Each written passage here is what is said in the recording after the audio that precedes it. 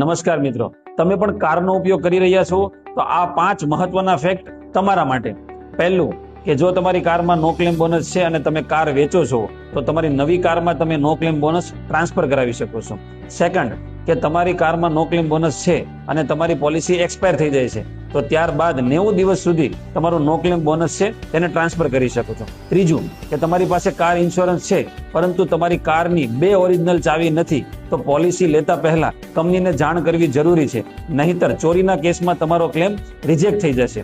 ચોથું કે તમે કારની પોલિસી લીધા પછી તમારી કારની ઓલા, ઉબર કે કોઈ ટેક્સી સર્વિસમાં તેનો ઉપયોગ કરો છો તો તમારી પોલિસી ઇનવેલિડ થઈ જશે.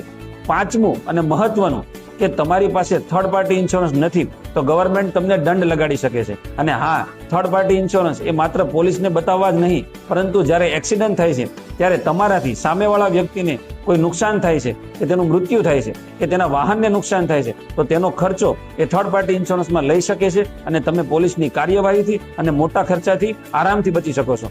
શું તમને ખબર હતી આ મોટર ઇન્સ્યોરન્સ વિશેના ફેક્ટ બાબતે? તો અમારા આ વિડીયોને લાઈક કરો, પેજને ફોલો કરો અને હા, એવા મિત્રો અને રિલેટિવને શેર કરો કે જે કારનો ઉપયોગ કરી રહ્યા છે. Pradeep Chandpara from Dhananjay financial services.